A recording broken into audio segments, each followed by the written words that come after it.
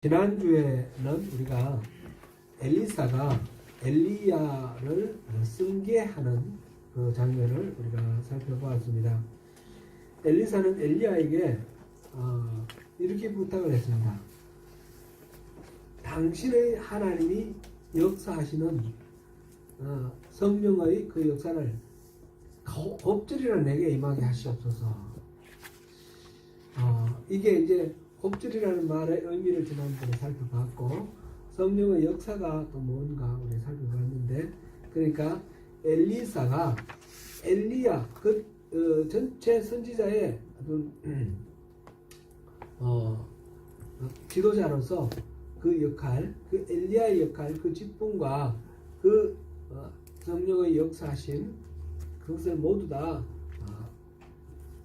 위임해주고 승계해달라고 그렇게 요청하는 것이고, 그 엘리야가 하던 그 역할을 감당하겠다 하는 것을 말하면 약속하는 그런 내용이었습니다.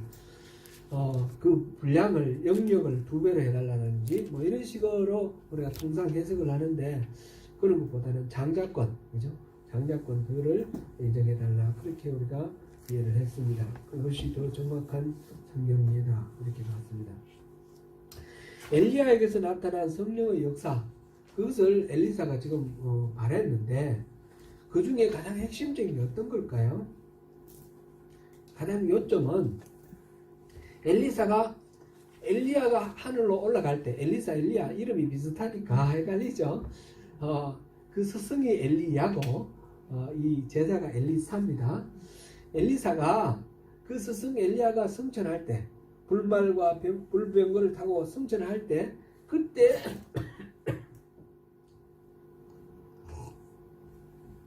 이 부르짖은 말이 있어요. 그 말이 열왕기하 2장 12절 말씀인데, 우리 같이 한번 읽어보겠습니다. 같이 읽습니다. 시작. 엘리사가 보고 소리 지르되 내 아버지여, 내 아버지여, 이스라엘의 병거와 그 마병이여 하더니 다시 보이지 아니하느니라. 이에 엘리사가 자기의 옷을 잡아 들러 찢고. 아멘. 내 아버지여, 내 아버지여, 이거는 이제 스승을 높여서 부르는 말이고요. 그 다음에 하는 말이 이스라엘의 병거와 그 마병이여, 그렇게 말했어요. 선지자를 이스라엘의 병거와 그 마병이여, 병거는 뭡니까? 오늘날로 치면 탱크입니다. 탱크, 그죠? 체리엇. 그리고 마병, 그 체리엇을 모으는 군사, 기마병. 이거를 지금 엘리야를 부르기를 그 병거와 마병이여, 이렇게 불렀습니다. 그러니까 엘리야가 하는 사역이, 이 산하생전에 했던 그 모든 사역이 이스라엘이라는 나라를 지키는 군사력과 같은 그런 역할을 했다는 거죠. 군대가 지키던 이스라엘을 엘리야가 지켰다, 그렇게 고백하는 거예요. 그리고 그 엘리야가 지켰던 그 이스라엘을 내가 지키겠습니다, 나에게 그 힘을 달라, 그런 이야기입니다. 그 병거와 마병이라는 거, 그런 의미가 되는 거죠. 말하자면 신앙이 호국신앙입니다. 우리나라도 보면 불교가 들어오고 이렇게 호국신앙으로 이렇게 들어오지 않습니까? 나라를 지키기 위한, 그래서 신을 섬기는데, 지금 이 엘리야와 엘리사가 말할 때는 이 나라는 하나님이 지켜주셔야 된다, 그렇게 말하고, 하나님이 병거와 마병의 역할을 하는데, 바로 선지자가 그 하나님의 그 하시는 일, 그것을 도우미의 역할을 하는 거죠. 도우미 역할. 그 역할을 하는 게 바로 선지자다, 그렇습니다. 그러니까 당신의 성령이 하는 그 역사의 곱절을 나에게 달라, 이 말은 당신이 했던 이 조국을 지키고 보호하던 그 역할을 내가 감당하겠습니다, 그런 이야기가 되는 거죠. 엘리야가 하나님의 말씀대로 이 땅에 비가 내리지 않겠다 하고 왕에게 말했습니다. 그리고 3년 반이 지나고 또 막 하나님이 말씀하신 대로 가서 기도를 했더니 비가 내렸습니다. 이 비가 안 오고 가뭄이 되는 거나 비가 내리는 거나 다 이스라엘을 보호하기 위하신 하나님의 계획 아닙니까? 바알을 섬기는 선지자 450명하고 대결을 하는 것도 마찬가지입니다. 이스라엘이 우상을 숭배한다는 것은 이 나라가 멸망하는 것이기 때문에 우상 숭배하지 말라라고 외치는 것이 바로 이스라엘을 지키는 그런 일입니다. 나중에 이 아합 왕이 나봇의 포도원을 빼앗았습니다. 그랬을 때 이 엘리야가 가서 당신 한 이 일 때문에 당신 완전히 집안이 멸망당할 거다. 네가 흘린 피를 개들이 핥을 거다. 그렇게 말을 합니다. 그런 저주의 말을 하는 이유는 뭡니까? 바로 그렇게 함으로써 이스라엘 왕과 이스라엘 백성이 하나님을 능멸하고 자기 욕망을 채우기 위해서 함부로 권력을 행사하는 것, 그것을 꾸짖는 그런 말입니다. 이 아합 왕의 아들 아하시아가 사마리아에서 병이 들어가지고 낙상을 해서 다쳤는데, 병이 들어가지고 그 에그론의 바알세불 신에게 내가 살지 죽을지 물어보려고 심부름꾼을 보냈습니다. 그럴 때 엘리야가 이 나라에 하나님이 없어서 너 에그론의 그 바알세불에게 묻느냐, 그러면서 책망하십니다. 그러니까 심부름 가던 사람을 돌려보내면서 너는 이제 이 침상에서 일어나지 못하고 죽을 거다. 화가 나서 이 아하시아 왕이 엘리야를 잡으려고 군대를 파견을 하죠. 2번이나 보냈습니다. 그죠? 3번이나 50명씩 3번이나 보내 두 번은 하늘에서 벼락이 떨어져서 다 죽었고, 3번째는 제발 목숨을 가볍게 여기지 말고 살려달라고 그래서 이제 함께 이제 왕에게 찾아가는 그런 이야기가 앞에 우리가 1장 2장에서 나와 있었습니다. 이런 모든 것들이 다 엘리야 선지자가 이스라엘을 보호하기 위해서 그 왕에게 우상숭배하지 말라고 꾸짖는 것이며, 그 백성들에게 하나님만 섬기라고 경고하는 그런 내용입니다. 그 역할, 이스라엘을 지키던 그 역할을 엘리사도 그대로 이어봤습니다.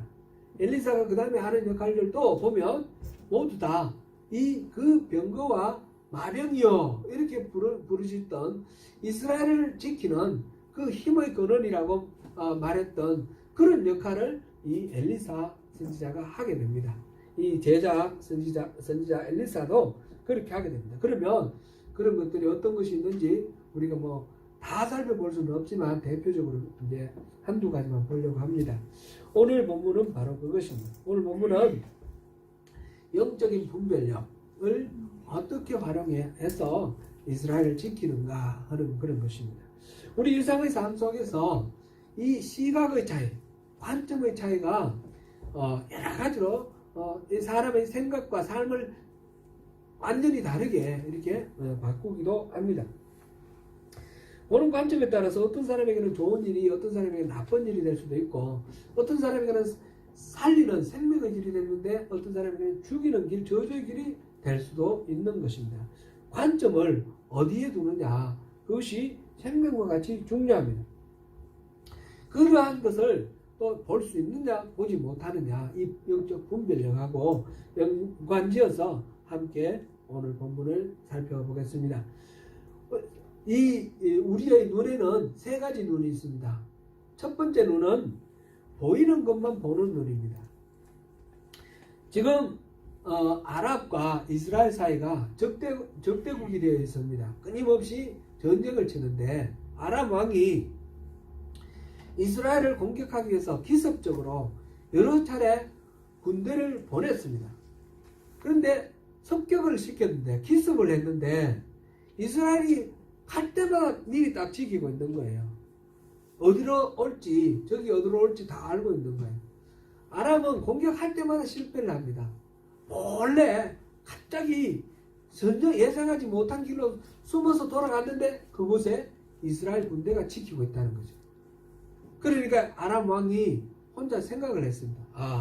아마 내가 이 공격 작전을 이렇게 같이 회의할 때 회의에 참석한 우리 신하들 중에 한 사람 틀림없이 간첩이 있다. 우리가 작전 회의하는 것을 적에게 알려주는, 내통하는 간첩이 있다. 그놈을 잡아야겠다. 이런 생각을 했어요. 이 왕의 생각을 알고 어떤 한 신하가 이야기를 합니다. 임금님, 그게 아니고요, 우리가 여기서 하는 얘기는 그 이스라엘의 선지자 엘리사라는 사람이 있는데 다 듣고 있습니다. 우리가 무슨 말을 해도 다 듣고 있습니다. 침실에 누워서 하는 얘기까지 다 듣고 있습니다. 그랬더니 그래? 그럼 그 엘리사 그놈을 잡아와야 되겠군. 그래서 아람이 군대를 파견을 하답니다. 엘리사가 어딨냐? 그러니까 도단이라는 성읍에 있다. 그래서 밤에 기습적으로 군대를 동원해서 그 도단 성읍을 포위를 했습니다. 아침에 일어나서 이 엘리사의 그 사환이라고 되어 있죠.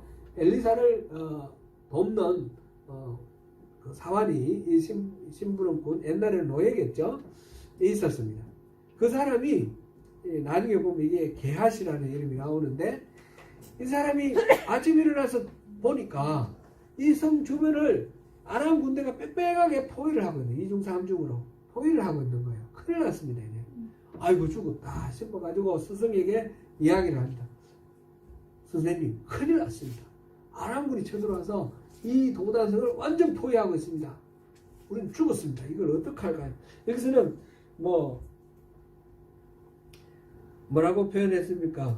아, 내 주여, 우리가 어찌하리이까? 아주 점잖게 이렇게 기록을 해놨지만 실질적으로는 온갖 호들갑을 다 떨며 죽을 신용을 하면서 얘기를 했을 거 아니겠습니까?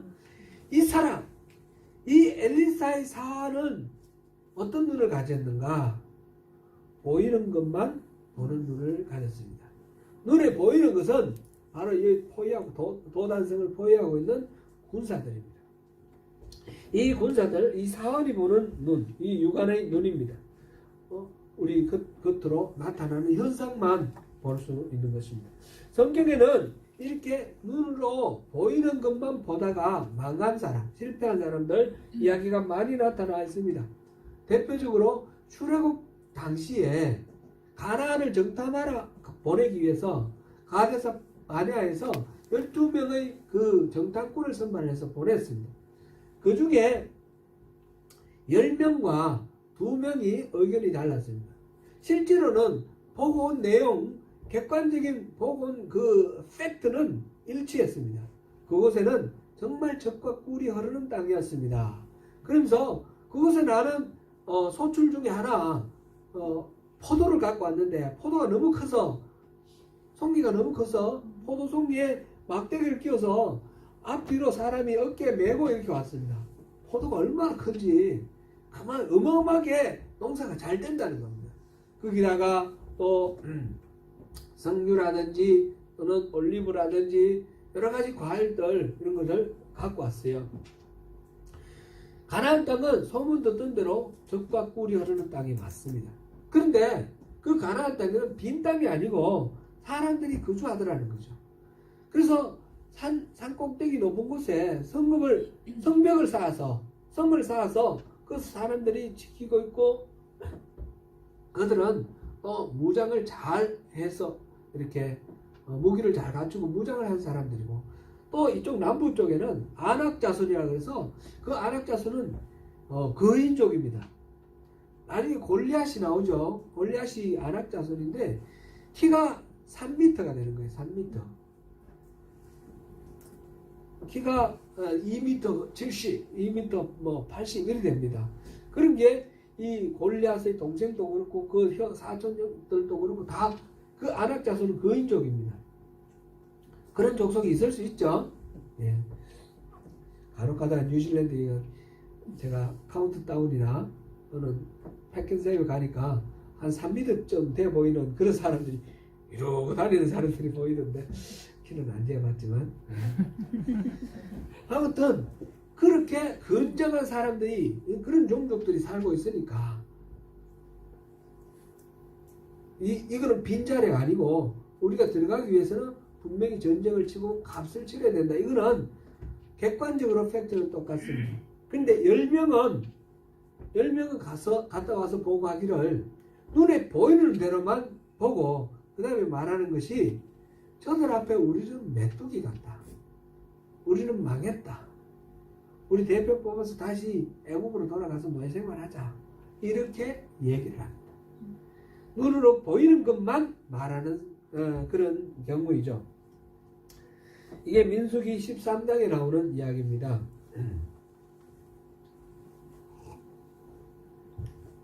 두 번째로는 보이지 않는 것도 보는 눈입니다.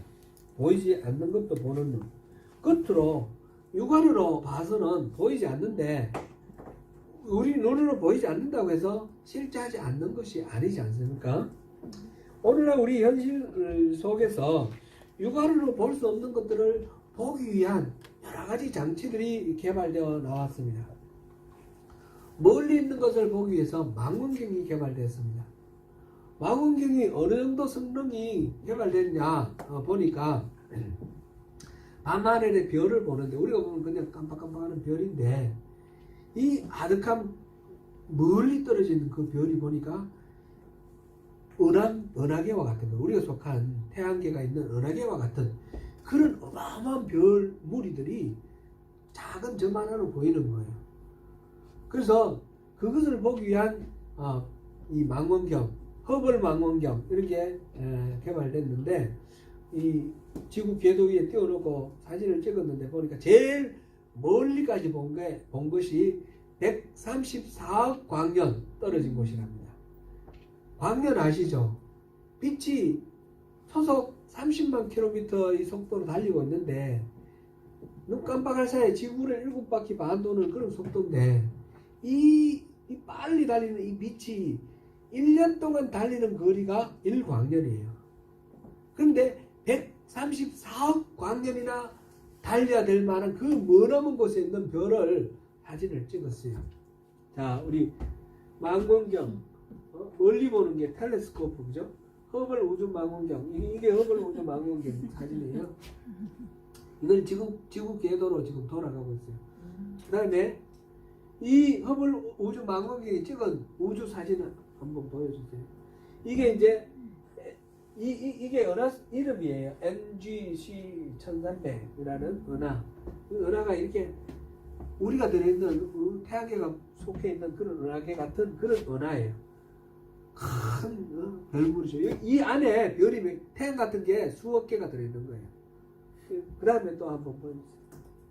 이것도 그런 은하계 모습이고 이게 지금 134억 광년 떨어진 곳에 있는 별, 여기 있는 별을 찍은 것입니다.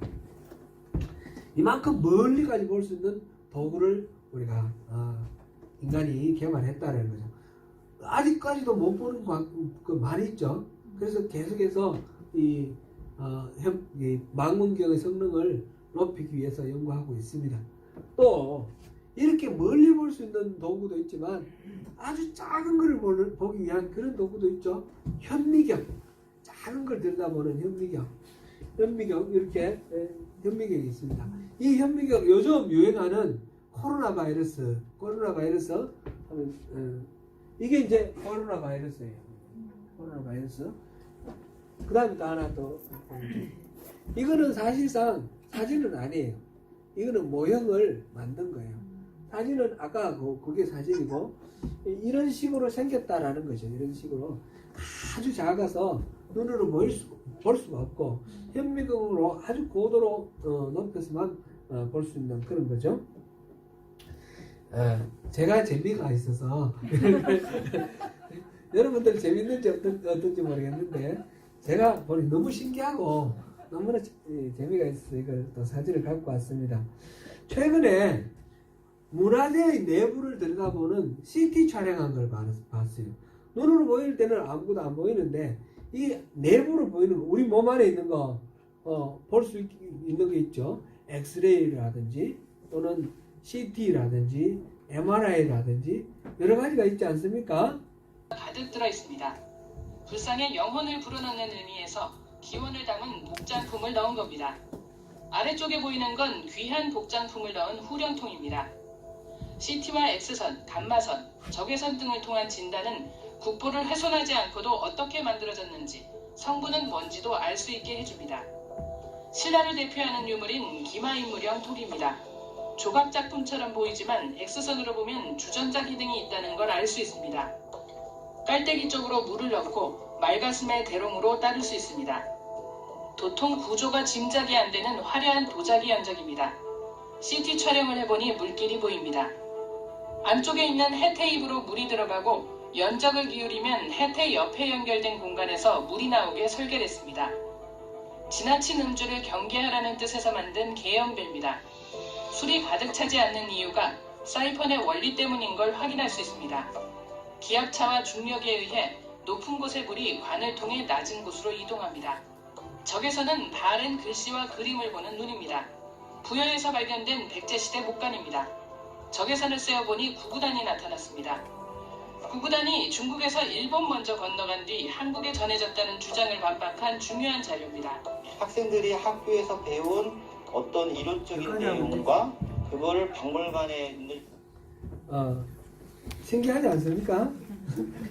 불상 속에 온갖 것이 다 들어있고 그 김하영 인물 토기 그 신라시대 때 그 토기는 이게 뭘까 되게 궁금했거든요. 보니까 주전자네요. 주전자를 썼던 거네요. 그리고 연적이라는 거는 붓글씨 쓸 때 먹 깔아서 이렇게 먹물 담는 거를 그 다음에 그 계영배라는 거는 이 잔에 술을 따르는데 가득 차지 않는 잔이에요. 뭔가 인생이 가득 차면 넘치기 때문에 차지 않도록 조절하라 그런 가르침을 주는 그런 계영배죠. 그 상도라는 소설에 보면 그 계영배가 나오지 않습니까? 그 계영배가 저런 원리로 저렇게 만들어져 있네요. 계영배가 저렇구나. 참 신기해서 제가 여러분께 소개했습니다. 이렇게 망원경이나 또는 현미경이나 엑스레이나 CT나 또는 MRI나 이렇게 눈에 보이지 않는 것을 볼 수 있는 여러 가지 도구들을 만들어냈지만 그래도 볼 수 없는 것이 있어요. 그게 영의 세계죠. 영의 세계. 영의 세계는 이런 물질적인 세계를 볼 수 있는 장치로는 볼 수가 없습니다. 그것은 영은 물질이 아니기 때문에 그렇습니다. 오늘 본문에서 사환이 자기 눈에 볼 수 있는 것만 볼 수 있었는데 이 엘리사가 기도를 했습니다. 눈을 떠서 보게 해 주십시오. 저 사람이 눈을 떠서 보게 해 주십시오. 그렇게 기도를 했더니 이 사환이 눈이 떠였습니다. 영안이 열렸다는 거죠. 영안이 열려가지고 그냥 육안으로는 보이지 않았던 것이 보였는데 물병거와 불말이 산에 가득 채워져 있습니다. 그래서 지금 엘리사는 그 천군 천사가 이렇게 둘러싸고 있으니까 이 아람 군사들이 아무리 많아도 절대로 자기는 위험하지 않다는 것을 알기 때문에 전혀 걱정하지 않고 있습니다. 게하시는 놀라서 막 호들갑을 떨고 큰일 났습니다 하지만 엘리사는 걱정 마라 아무 일 없어 그러면서 안심을 시키고 그 사환의 눈을 뜨게 해줘서 그것을 보게 했습니다. 영안이라고 해서 꼭 이렇게 우리가 상상할 때 뭔가 눈에 환상처럼 보이는 것 이것만 생각을 하시는 경우도 있는데 환상처럼 눈에 보일 수도 있지만 그렇지 않을 수도 있어요. 그렇지 않고도 우리가 보았다 이렇게 말할 수가 있습니다. 예를 들면 앞서서 우리가 봤던 그 가나안을 정탐한 12명의 정탐꾼 중에 10명은 눈에 보이는 것만 봤어요. 나머지 2명 여호수아와 갈렙은 눈에 보이지 않는 것을 보았습니다. 그는 환상으로 본 것이 아니고 마음으로 믿음으로 봤습니다. 하나님이 은혜를 주시면 하나님이 우리와 함께 하시면 하나님이 허락하시면 저들은 우리의 밥이다 이렇게 말합니다. 이거는 눈으로 환상을 봐서 본 것이 아니고 우리가 확실히 아는 것 믿음으로 아는 것 이거를 보았다라고 표현을 하는 겁니다. 그렇게 민수기 14장 6절부터 8절까지 우리 한번 읽어보겠습니다. 시작. 그 땅을 정탐한 자 중 눈의 아들 여호수아와 여분의 아들 갈렙이 자기들의 옷을 찢고 이스라엘 자손의 온 회중에게 말하이르되 우리가 두루다니며 정탐한 땅은 심히 아름다운 땅이라. 여호와께서 우리를 기뻐하시면 우리를 그 땅으로 인도하여 들이시고 그 땅을 우리에게 주시리라. 이는 과연 젖과 꿀이 흐르는 땅이니라. 그러면서 저들이 우리의 밥이다. 그렇게 말을 합니다. 육아는 물질 현상밖에 볼 수 없지만 영아는 물질 현상 이상의 것을 볼 수가 있습니다. 세 번째로는 보이는 것도 보지 못하는 눈이 있습니다. 사환의 유광과 엘리사의 그 영광과는 또 다르게 아람 군사들의 눈이 있습니다. 이 눈은 특이하게도 눈에 뻔히 보이는 이 현상을 보고도 못 보는 것입니다. 본래 아람 군사들과 이 사환의 눈은 같죠. 눈에 보이는 대로만 보는 점에서 같았습니다. 그런데 엘리사가 기도하니까 이 사환의 눈은 떠여져서 영적인 눈이 열렸습니다. 반대로 이 아람 군사들은 이 엘리사가 기도하니까 보는 것도 못 보게 되었습니다. 그렇다고 해서 깜깜한 이렇게 맹인이 되었다. 그런 것은 아닙니다. 보면 이리 따라오라 하면 따라오는 거 보면 눈으로 보이는 걸 다 본다는 거죠. 그런데 뭔가 이 덮어 씌워져서 이 사물을 판단할 수 있는 그런 그 눈이 분별력이 없어졌다라는 것이죠. 성경에서도 이렇게 보면서도 보지 못하는 것, 영적 장림, 영적 소경이라고 말할 수 있는 그런 이야기들이 많이 있습니다. 대표적으로 그 여호수아와 함께 가나안 땅에 들어갔을 때에 여리고를 멸망시키고 여리고 안에 있던 모든 것들은 그 모든 재물을 다 불태우라 그랬는데 그 하나님의 명령을 알고도 어떤 한 사람이 물질에 눈이 멀어서 그 보물에 눈이 멀어서 그것을 훔쳐서 감추었어요. 이 눈이 멀었다라는 말을 그렇게 표현을 하죠. 이게 욕심이 나서 그 다음에 모든 분별력을 잃어버린 겁니다. 이거 틀림없이 하나님의 명령을 어겼기 때문에 큰일이 날 거라는 것은 뻔한 생각, 누구라도 알 수 있는 건데 재물이 탐나니까 그 생각을 못하게 되는 거죠. 이게 영적 소경이 된 것입니다. 흔히 콩깍지가 씌었다 이런 말이 있죠. 남녀간에 사랑에 빠지면, 사랑에 눈이 멀면 상대의 그 단점 이런 거 장점 흠과 이런 모든 것들 볼 수 있는 그런 판단력을 잃어버립니다. 제가 CBS에서 낸시랭의 신학펀치라는 그런 프로그램이 있었어요. 지금 다른지 모르겠는데 불신자의 입장에서 기독교에 대해서 궁금한 것 이런 거를 물어보고 전문가들이 나와서 신학자들이 나와서 그걸 쉽게 설명을 해주는 그런 프로그램이라서 굉장히 제가 재미있게 이렇게 봤습니다. 그 프로그램을 진행하던 사람이 낸시 랭이라는 팝 아티스트예요. 그 사람은 어떤 활동을 하는지 잘은 모르겠는데 거기서 봤는데 보니까 항상 고양이인가 뭔가 이렇게 어깨에 올려가지고 이러면서 하는 그런 이랬던가 그런 이상한 소리를 하면서 하는 그런 사람이 있어요. 맞나요? 혹시 아세요? 예. 그런데 이 낸시랭이 어느 날 결혼한다고 뉴스에 떴어요. 이 사람도 결혼하는구나. 그런데 그 뉴스에 동시에 어떤 이야기가 나와 있느냐면 뉴스 낸시랭이 왕진진이라는 사람과 결혼한다 그렇게 나와 있는데 그 기사에 왕진진은 어떤 사건으로 이렇게 기소되었고 이렇게 유명한 사기꾼이라는 거예요. 이제 그러면서 그 밑에 이제 이 낸시랭의 이야기가 들어있는 거예요. 그거는 다 오해다. 내가 보니까 이 사람은 너무너무 신실하다는 거예요. 그렇게 이 기사가 나왔어요. 이 낸시랭이 결혼한다는 기사가. 그런데 얼마가 됐는지 모르겠어요. 2년 정도 됐나? 한 3년 됐나? 근데 이혼한다고 그게 뉴스가 나왔습니다. 근데 뉴스 제목이 이 타이틀이 나는 그때 사랑에 눈이 멀었어요. 이렇게 나왔어요.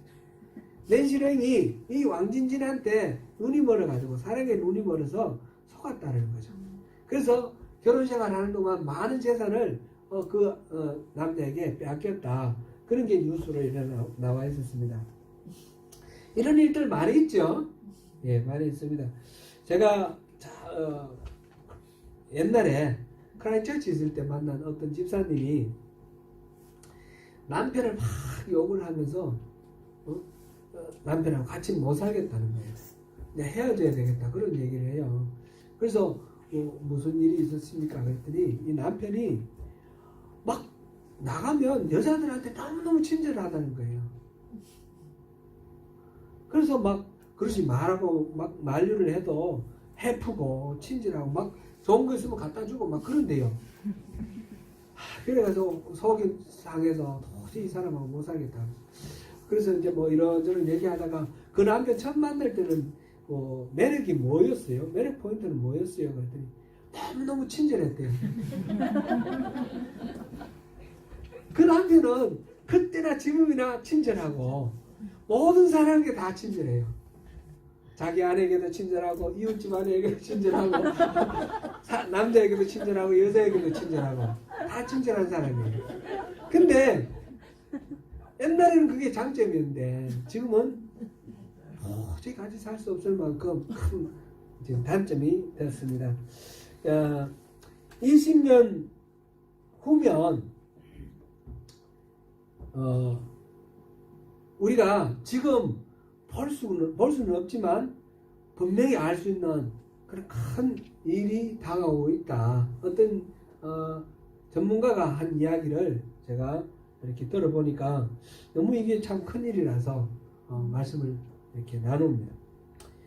20년 후면 온 세계가 식량 위기로 인해서 큰 난리를 겪게 되면서 인구의 뭐 60, 70%가 죽을 거라는 겁니다. 20년이라는 건 멀지 않습니다. 그렇죠? 바로 코앞에 닥쳐와 있어요. 20년 후에 남극에 얼음이 녹아가지고 뭐 어디 뭐 지금 어느 나라죠? 그 바다에 가라앉은 데가 있지 않습니까? 남태평양에 키리바티나 뭐 이런 나라는 꼭 지금 가라앉을 거라고 그러는데 그런 문제 그런 것 같으면 뭐 이렇게 이주해서 살면 되겠죠. 근데 그것보다 더 심각한 문제가 있다라는 겁니다. 이 이야기는 사실은 지금은 전혀 보이지 않는 것 같지만 이미 보인다라는 겁니다. 2011년에부터 시작해서 시리아에서 내전이 일어났습니다. 시리아는 지금 현재도 전쟁이 일어나고 있는데 뭐 정부군이 있고 반군이 있고 또 다른 반군이 있어요. 그 유명한 IS라는 거예요. IS는 지금 거의 뭐 망해갔는데 이 IS라는 게 나와가지고 온 세계를 뒤흔들었죠. 이 시리아 내전이 일어나가지고 온 세계가 난리가 났습니다.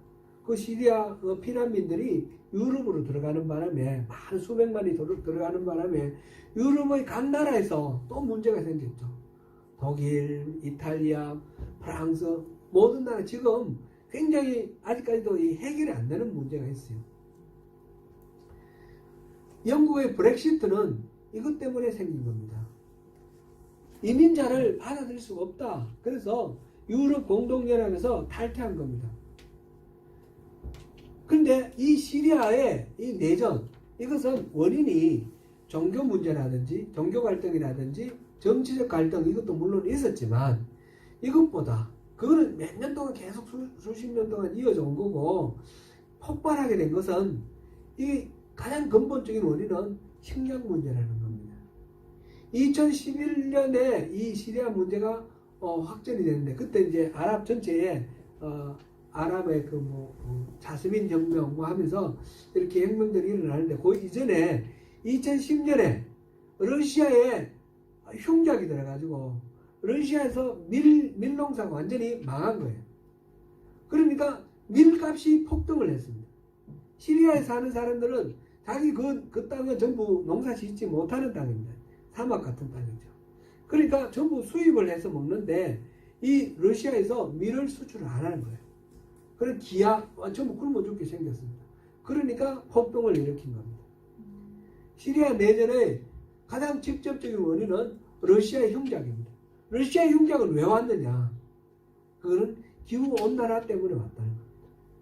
기후온난화 때문에 그 러시아의 흉작이 왔는데 이런 현상은 지금 세계 도처에 지금 점점 심각하게 나타나고 있는 것입니다. 캘리포니아에 지금 또 불 났죠. 호주에 불 나가지고 몇 달 동안 6개월 동안 꺼지지 않고 계속해서 불 탔지 않습니까? 이런 화재들이 왜 일어나느냐? 지구 온난화 때문에 그렇다는 겁니다. 우리 조국 대한민국에 태풍이, 옛날에는 태풍이 이렇게 올라가다가 어느 쪽으로 이렇게 돌아가요. 이렇게 회전하게 돼 있어요. 지금은 회전 안 하고 위로 올라간다는 거예요. 왜 이런 현상이 생겼는가? 지구 온난화 때문에 그렇다는 겁니다. 지구 온난화 때문에 이 고기압이 이 대륙에 형성돼야 되는데 형성하지 않는다는 겁니다. 그러니까 지구 온난화는 지금 온갖 문제를 다 불러일으키고 있습니다. 태풍이 일어나고 지진이 일어나고 뭐 이런 화재가 일어나고 이것뿐만 아니라 무엇보다도 온도가 올라가니까 식량을 생산하고 있는 이 지역에 기온이 올라가면 식량이 이제 더 이상 생산이 안 된다는 겁니다. 그래서 대부분의 식량은 밀과 쌀 이런 것들은 온대지방에서 생산되는데 온대지방이 점점 뜨거워져서 아열대 지방으로 바뀌는 거예요. 아열대에서 기후로 바뀝니다. 그러면 20년 후에는 이 식량 문제가 너무너무 심각해서 지구의 절반 이상이 죽는다는 겁니다. 어떻게 해야 됩니까? 지금부터 대책을 세우지 않으면 안 되는 거죠. 그래서 각 세계에서 농업에 관련된 모든 전문가들은 이거에 대해서 대책을 세우고 있습니다. 우리나라도 마찬가지고 쌀 농사를 어떻게 할 것인지 뭐 여러 가지 대책을 세우고 있는데 눈으로는 지금 현재 이미 이렇게 그 현상이 일어나고 있고 벌어지고 있고 이렇게 있는데 대부분의 사람들은 거기에 대해서 관심이 없습니다. 대부분의 나라들은 거기에 대해서 관심이 없습니다. 이 지구온난화의 가장 주 원흉이 뭡니까? 탄소 연료입니다. 탄소 연료. 그러면 자동차도 줄여야 되고, 그 자동차도 이제 전기차로 바꿔야 되고, 그 다음에 공장들도 이 기름 떼는 공장들 전부 바꿔야 되는 거예요. 그리고 이 탄소 그 연료로 발전하는 거 그런 거 다 없애야 되는 거예요. 발전도 바꾸고. 그래서 대체 에너지 풍력이라든지 태양열이라든지 에너지 해조 이렇게 바다에 그 조류 흐르는 거 그 조력이라든지 땅 속에서 지금 이 나라에서는 그 지력 서멀 발전소가 많이 있죠. 로토루아 이 근처 가면 그런 거 많이 있는데 이런 지력 발전이라든지 이런 것들을 최대한 개발해 나가야 되는 거예요. 이건 당연하고 뻔한 이야기입니다.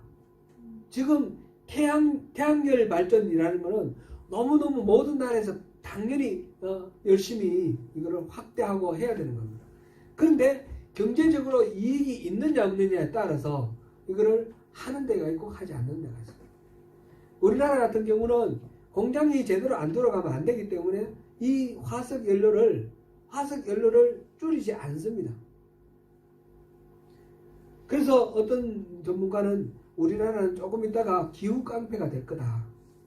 몇 년 후면 우리나라 기후 깡패라 불릴 거다. 기후를 이렇게 파괴하는 주범이 될 거다라는 거죠. 이게 하나의 예입니다.